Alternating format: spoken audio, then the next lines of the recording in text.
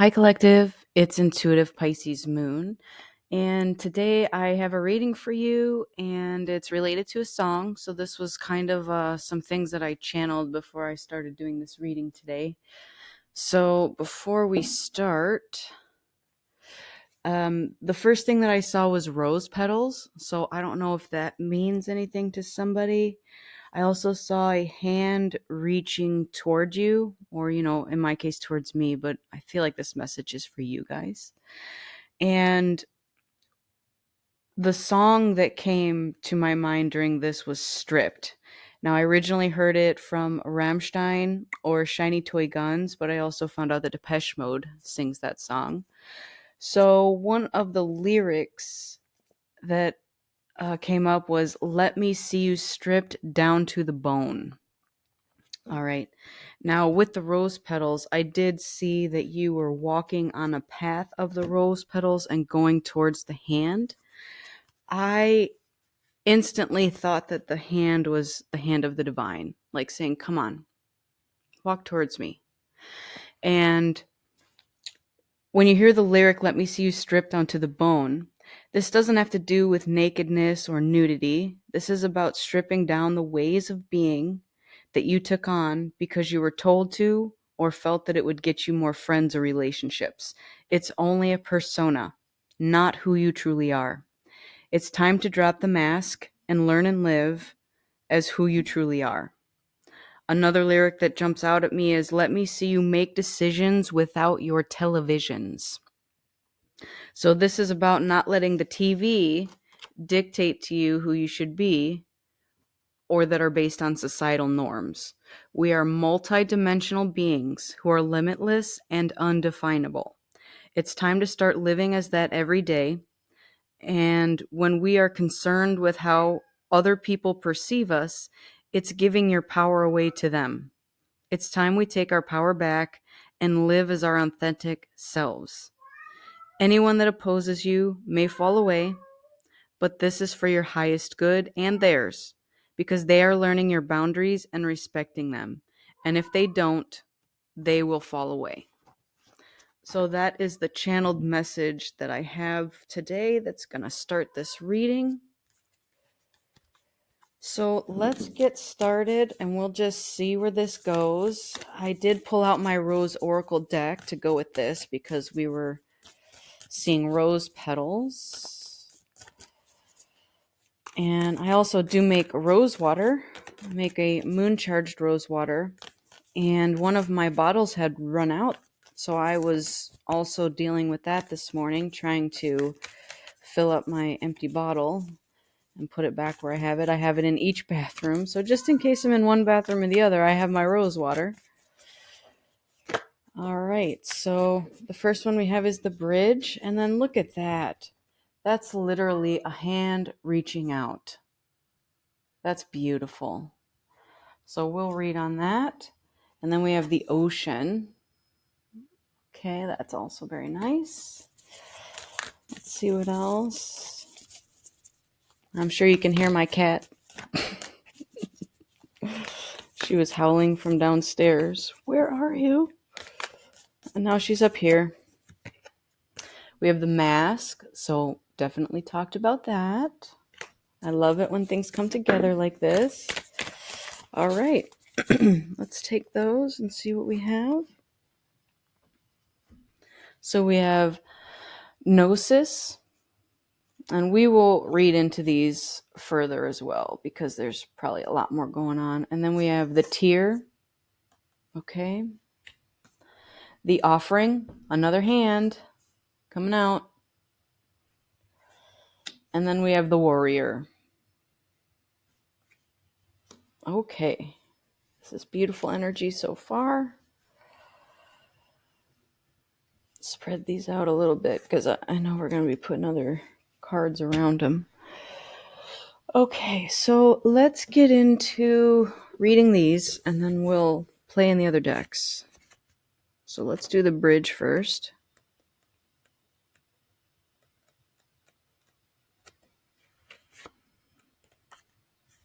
Okay, so the bridge is for the connection, the link, and the gate. When we are in the light energy of this, it is about acceptance, magic, and communication. When dark, it is about lacking boundaries and forcing connections. Man, oh man. I feel like that's exactly what I channeled. Isn't that crazy? Ooh, all right, let's read the message. Bridges are built to connect two worlds. They create flow, allowing us to travel between realms, ideologies, personalities. There you go, that's that persona. This archetype is the gesture of acceptance, of saying yes rather than withdrawing, separating and saying no. When we cross a bridge to an unknown land, we are led magically into a new reality. We open up the otherness. Healing and communication are made possible. We enter a state of curiosity, wonder, and learning. The shaman, for example, creates the bridge between the everyday world and the sacred. This card asks us to study the connections between the seemingly disconnected parts of our life. So, relationships, ideologies, histories. Remember that a bridge can't be forced. It must be made with love, or its structure will not withstand the inevitable weather of life. All right. So, perfect example to go along with what I was channeling there because, again, you have a hand reaching out, and the song is telling you to strip down your, things that you've built up. I'm trying to go back and see where it talks about that. Your ideologies and your personalities. Okay. So we all know a persona is basically just an act you perform in front of a group of people. All right. This may be close to what your true self is, and that's all well and great. But your real, true, authentic self is how you act when you're alone. When you're in the privacy of your own home, you're by yourself, you can be goofy because you're not worried about being judged. You can wear what you want because people are going to ask you about your outfit. You do your hair the way you want to. Going to the hair situation, I know that I, over the years, have dyed my hair all kinds of crazy, vivid colors. And I usually get compliments on them. But every once in a while, I'll get somebody that'll come up to me and say something like this one lady in the grocery store. She's like, wow, your hair looks amazing. I would never have the guts to do that. And that just made me so sad inside because to me, that is something that someone says when they're letting other people dictate how they live their life. So I'm assuming that the reason that she doesn't have the guts to do something like that is because she's so concerned about how others will perceive her when she does it. So again, just something to be careful of. Sometimes we do this and we don't realize we're doing it. We don't realize that we are allowing other people to dictate what we do in our lives. So, that being said, let's move on to the next one. I should have just held that page because it's right next to it. All right, we have the ocean. So, the ocean stands for the unconscious, the depths, and the incomprehensible. When light, it is deeper than deep, big dreams and discovery. When dark, it is subsumed, drowned, polluted, and unpredictable. Oh my goodness. The power of the ocean is unmatched. To step into salty waters is to step into the unknown. By its sheer volume, the ocean represents the unconscious, all that is beyond our understanding. We cannot live within the ocean. We cannot claim it, manage it, or own it. It rejects our every attempt to dominate nature. Yet, amid its overwhelming power, it calls to you, inspires us, and invigorates our life on land. It dissolves the little us into the big us. When the energy of the ocean is present, there is change stirring that is beyond any change you've ever known before. The ego must dissolve. The saline swells work on your every cells, your fibers, your deepest underlying beliefs. Like Aphrodite, we rise from the ocean's froth a new being. Life is change. Let the waves crash. All right. Beautiful energy. And then that leaves us into the mask, which will always remind me of Jim Carrey smoking. Sorry, that's my attempt to be funny. Okay. Let's go to the mask. So this represents the persona, the performance, the reveal. Wow, I did say that already. So when this is light, it reveals what has been suppressed. So that would be what's under the mask. And then when dark, it further conceals what is rejected. So this, when it's dark, means you feel even more so than ever that you need to wear this mask to protect whatever's underneath. And going back to, the persona and the mask and the reasons why we wear it, sometimes all that's underneath is just a vulnerable child, and that's your inner child that's afraid to get hurt. And so they've put this mask on. Maybe it's a brave face. Put a brave face on. Suck it up, Buttercup, is what I'm hearing. Maybe you were damaged and some trauma happened to you as a child. So you put this mask on to make everybody else think that you're okay. You're fine. You're getting through it.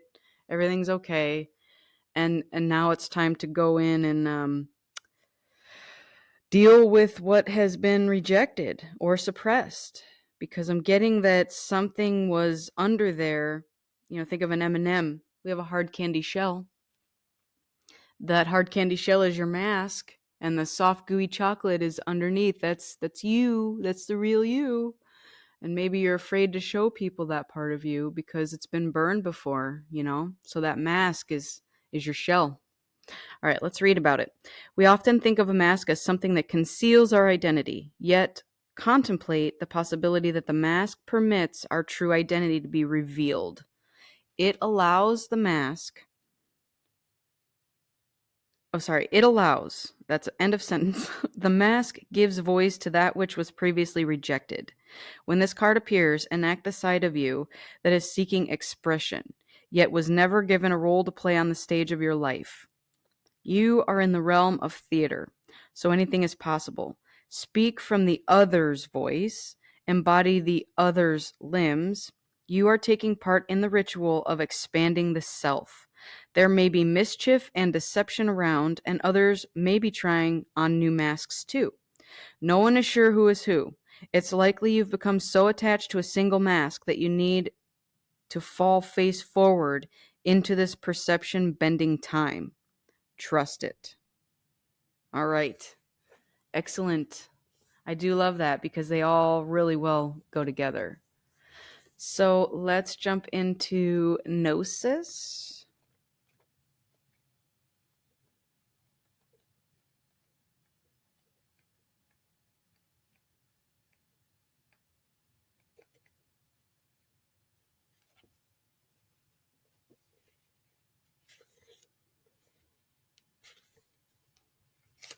Okay. So with Gnosis, it stands for innermost knowing and mystic truths. When light, you're contemplating the mystery and the unanswerable questions. And when dark, it is over intellectualizing and literalizing and asking others. So I see that as not trusting your inner voice. You're always seeking outward approval, again, for who you are or what you should do. And that's something we just have to kind of drop. It's that mask. You don't need other people's approval. You just need your own. True knowledge is not found in facts and figures, in scholarly books on library shelves. Rather, Gnosis points to the deep and timeless archetypal wisdom that rises from the felt experience of having touched the unknown with every one of the senses.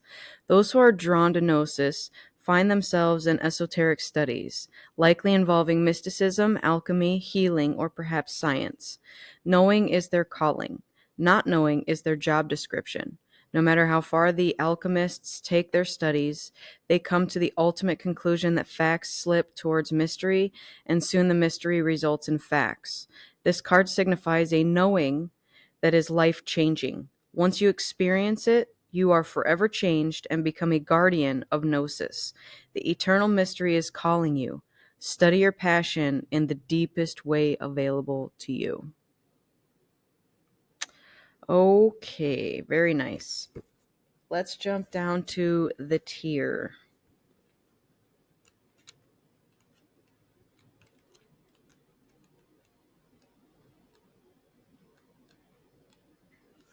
And this stands for the mourning, the release, the rain. So mourning as in like mourning someone passing away, not like morning, noon, night, that kind of thing. When light, this is melody, melancholy, and flowing through.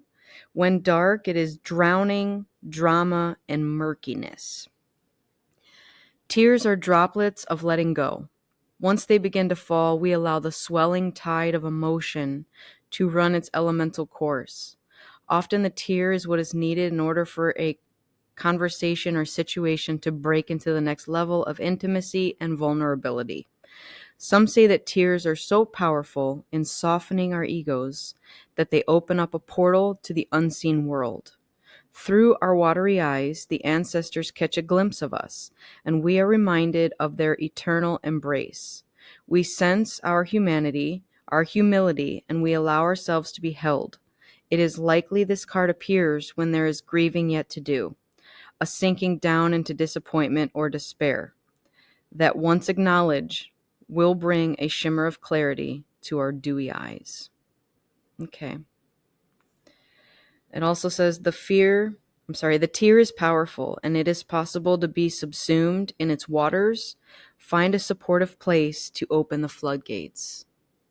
All right. I think that's very important too, because it's one of those things where, again, going back to the mask, there's times where we have put it on because we are shielding our vulnerability. So maybe we've cried in front of somebody before and they weren't receptive to it. Maybe they laughed. Maybe they didn't understand why you were crying. Maybe they were just unsupportive in any way. You're crying because you lost something and they're telling you to suck it up. Oy, that is a tough one. And it goes along with the ocean too. So, it says that you can't own it, you can't contain it, you can't have it, but one tear is also the whole ocean, because it is within it. All right. So keep that in mind too. We all have our tears and we are all the ocean. Okay. That's why we can't own it, because we are it. So let's move over to the offering.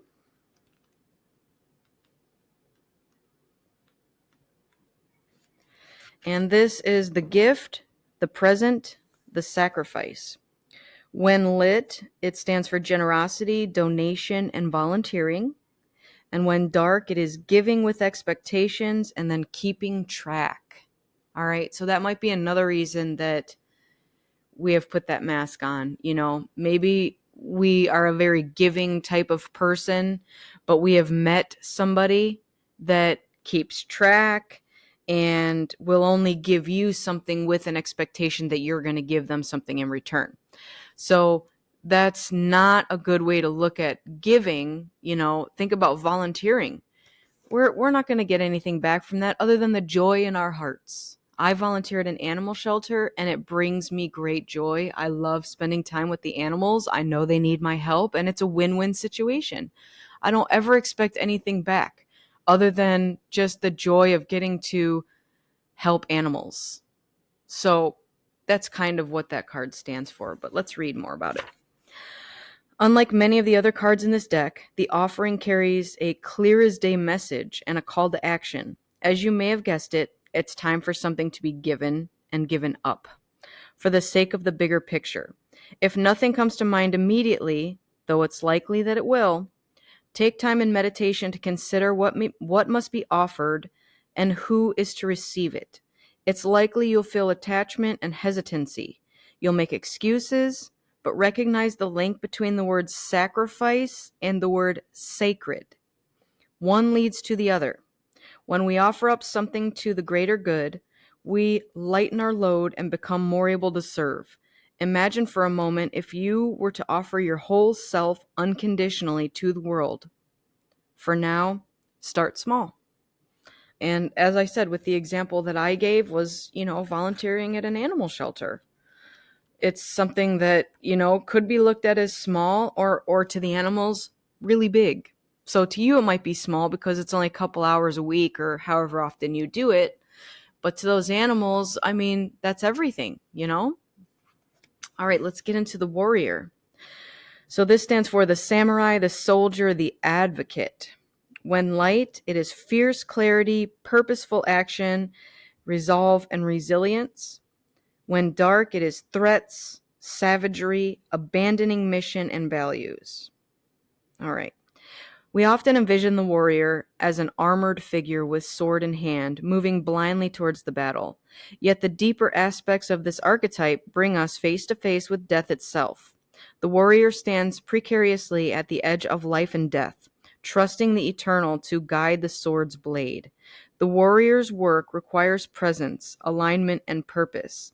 If and when the warrior loses its center, meaningless confrontations and violence are their default response.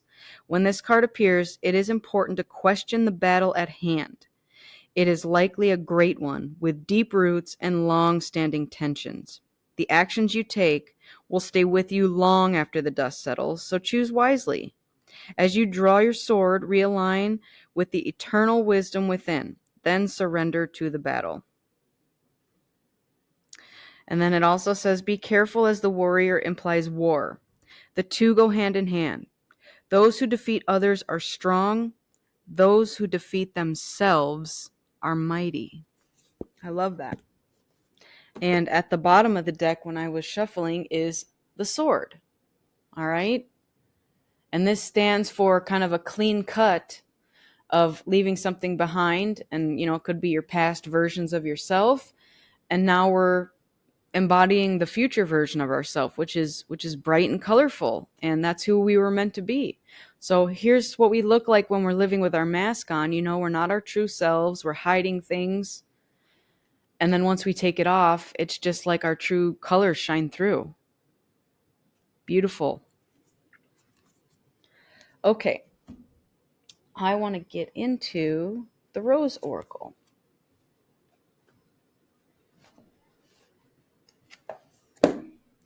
And that is this deck here. So let's take a look and see what messages we have in there for you guys. All right, Spirit, give me some messages to go along with these great messages. Okay, the first one is release the petals. So this is transformation, death and rebirth, shedding, and all change. Wow, that goes right along with everything. And then we have the second bloom, a second chance. It's never too late, and new possibilities.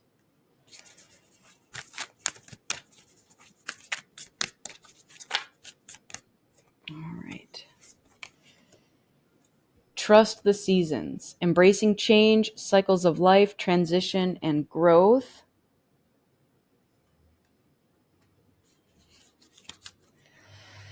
All right, let's read these. At the bottom of the deck, there is the thorn, which is protection, boundaries, and clear communication. Okay, so let's release the petals.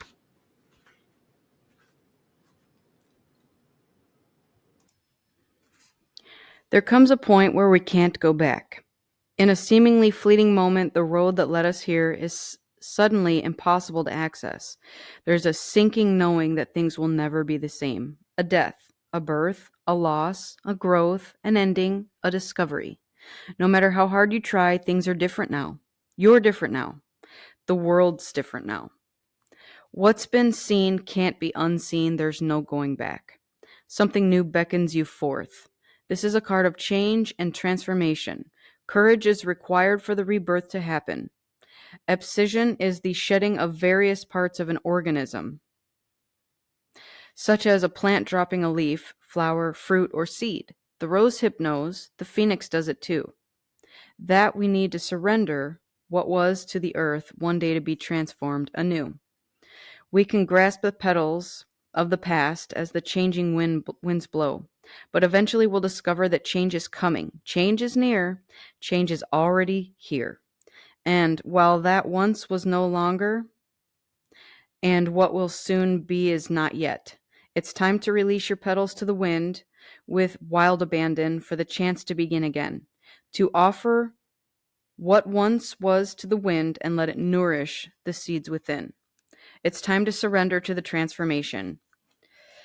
Had the rose not released its petals, the rose hip would not have come to be.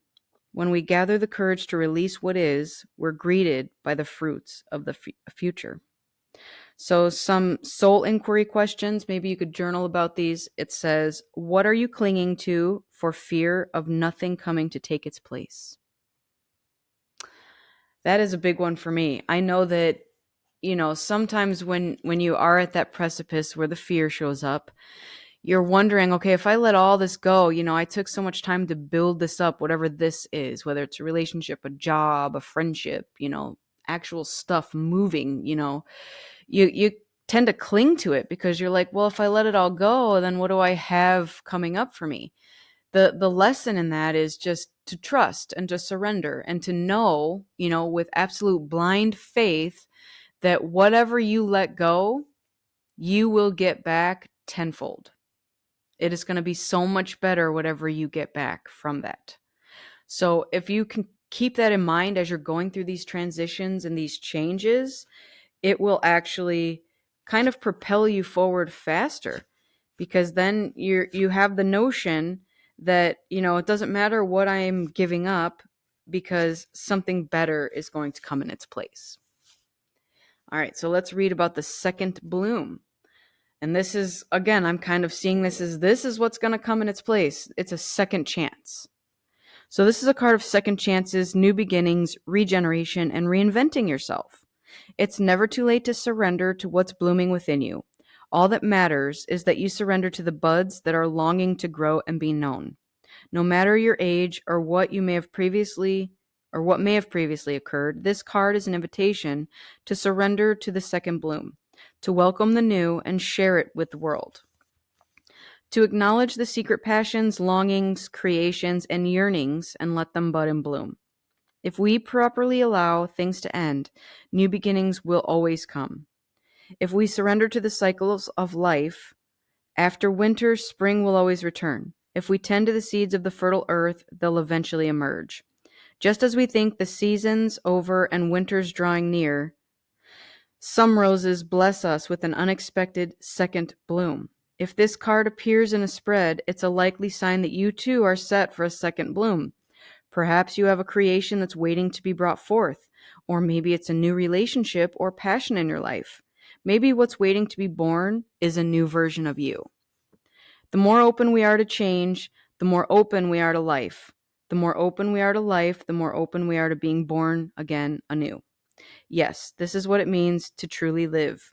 Being open to saying yes to life, so when you eventually take your last breath, you'll do so while still fully living.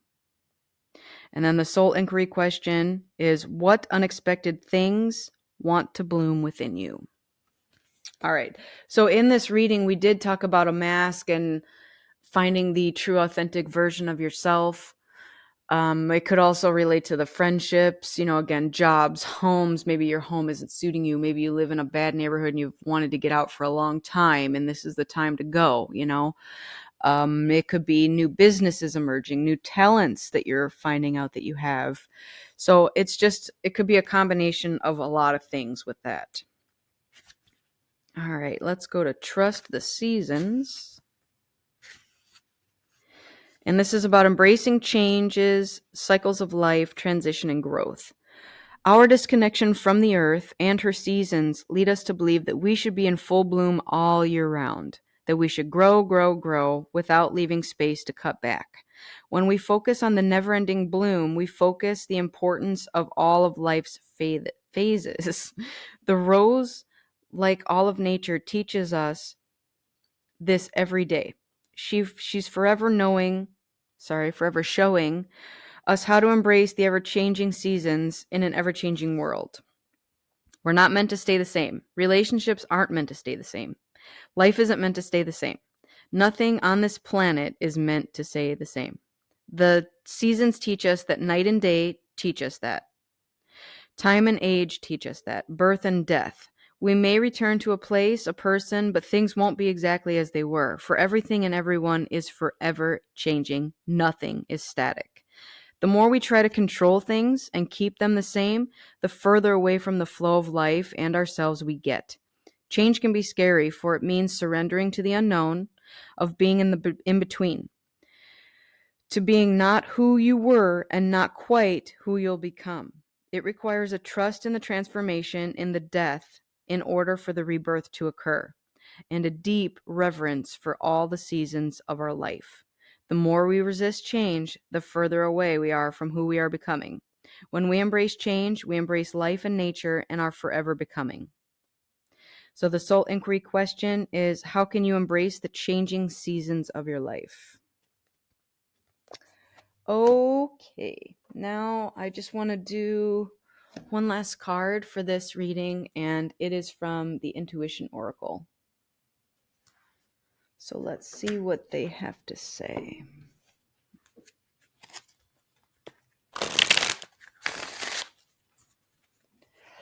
All right, what advice do we have from the Intuition Oracle for this reading?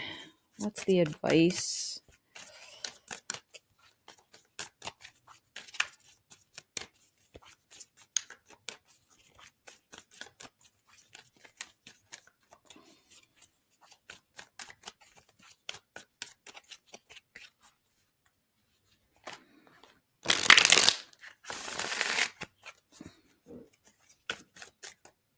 All right, this one.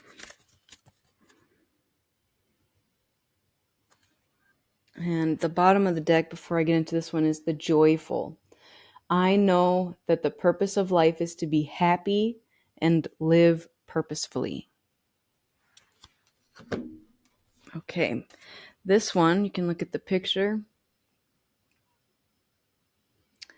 And it is about the lustful. I embrace my individuality and sexuality as sacred gifts. All right, let's read on that. That's number 32.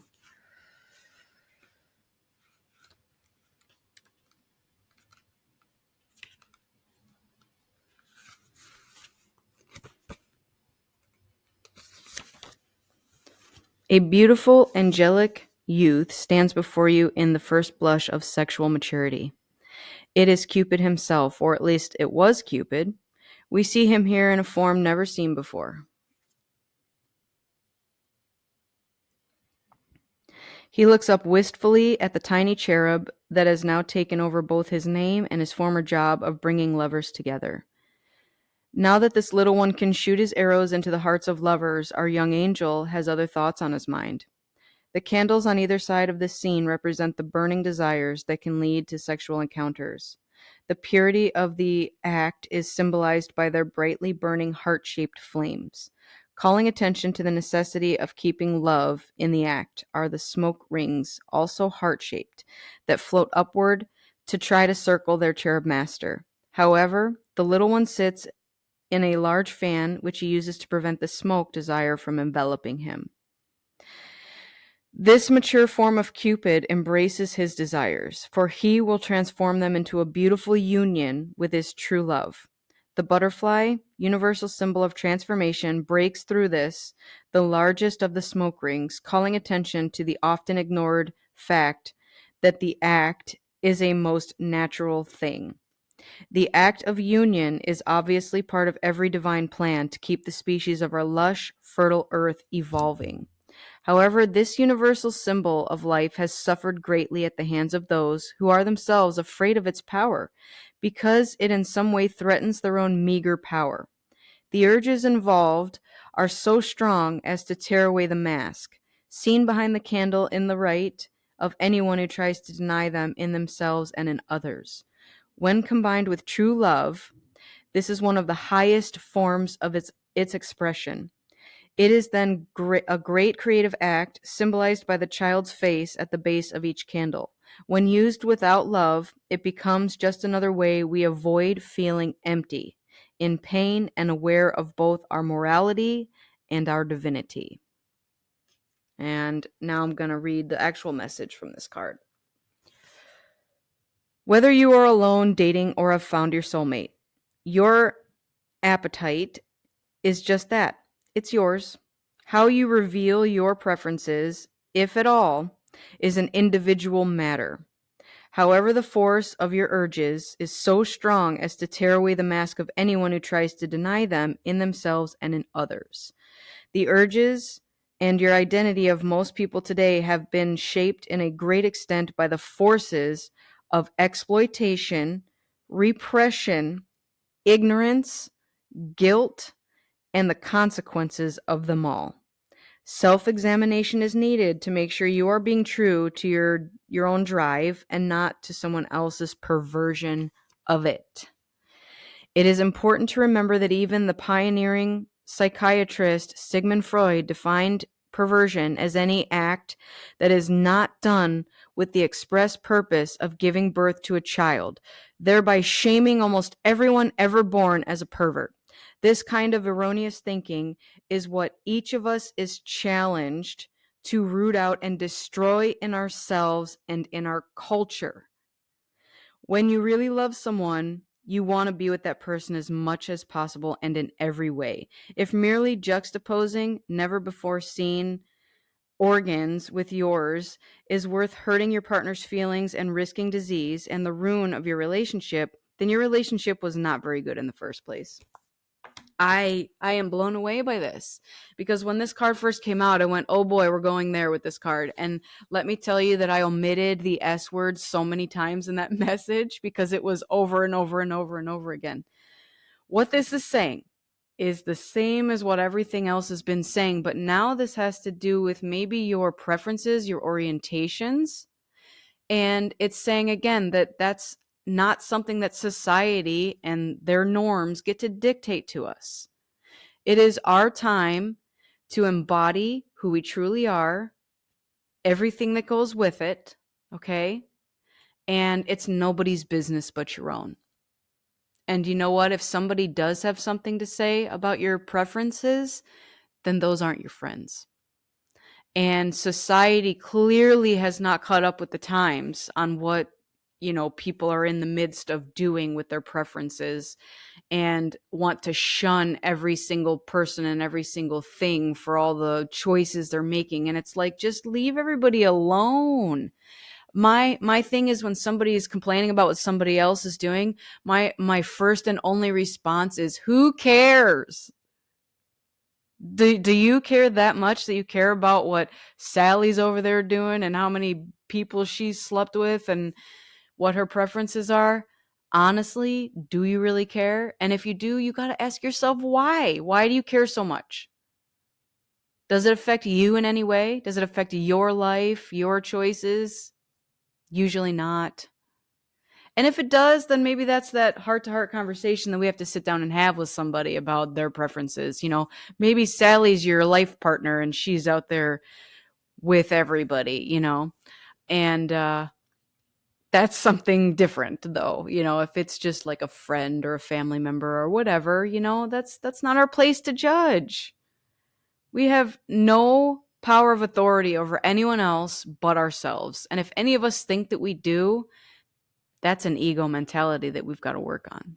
So that's my closing message for you guys. I do hope this helped because I feel like there was so much good information in all of this with the messages. And I'm so grateful to be the person to relay them to you and help you on your journey. So just always remember that I'm a beacon of light here to help guide you through the darkness. And I'm always here for you. All right. Thank you so much for joining me again. May your day and life be truly blessed with happiness, health, wealth, abundance, joy, and as always, love. All right. Love for yourself, love for others in any form you come in. Honestly, I don't even see people anymore as whatever meat suit they're wearing. Yes, I call our fleshy meat suits that. I see the soul underneath, and it makes it so much easier to befriend people or stay away from people. Once we start to learn energies that we are emitting, it becomes so much easier to tell who's their real self and who's wearing this mask. That mask is a deflection. Just so you know, to those of us who can see your energy, we know right away that it's a mask. We can tell. It's not on us to tell you that we know you're wearing a mask. It's on you to decide whether you want to continue wearing that mask because Is it really serving you? When there are a lot of us out here who can see right through the mask and just make your own decisions in life. Do things for yourself without the television, without societal norms. Throw all that out the window. Who are you deep down inside? That's who you need to become. Thank you again so much, and I look forward to seeing you on the next one. Bye.